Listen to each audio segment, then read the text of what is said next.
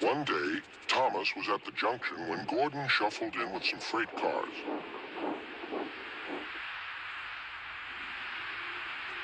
"Phew," remarked Thomas. "What a funny smell."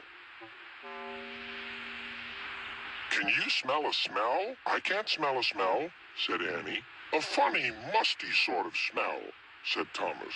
"No one noticed it till you did," grunted Gordon. "It must be yours."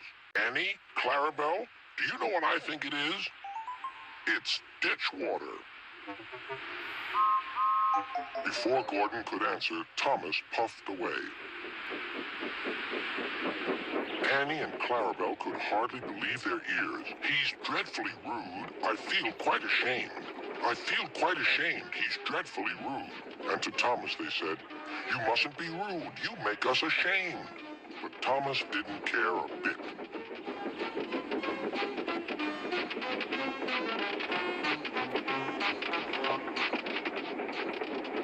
"That was funny. That was funny," he chuckled. He felt very pleased with himself. Annie and Clarabelle were deeply shocked. They had great respect for Gordon, the big engine.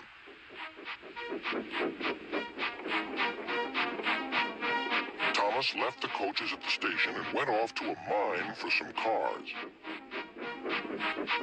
Long ago, miners digging for lead had made tunnels under the ground.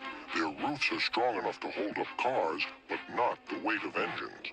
A large notice warns them not to enter the area. "Danger! Engines must not pass this board."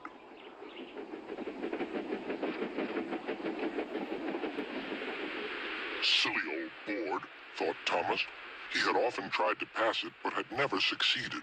But this morning he had made a plan. The fireman went to throw the switch. "Now for my plan," thought Thomas. Bumping the cars fiercely, he jerked his driver off the footplate and followed them into the siding. "Come back!" yelled his driver. "Fire and smoke," said Thomas. "I'm sunk." And he was. "Oh dear," he said, "I am a silly engine." "And a very naughty one, too. I saw you," said Sir Topham Hatt. "Please get me out. I won't do it again." "I'm not sure. We can't lift you out with a crane. The ground's not firm enough."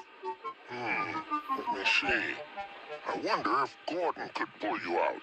"Yes, sir," said Thomas, but he didn't want to meet Gordon just yet. "Down the mine, is he?"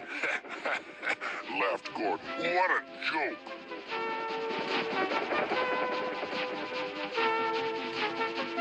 "Boop, boop, little Thomas. We'll have you out in a couple of puffs."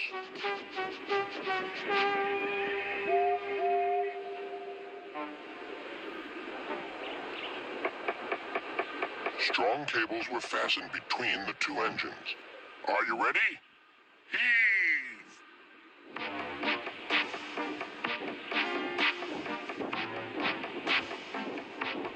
It was a lot harder than they all thought.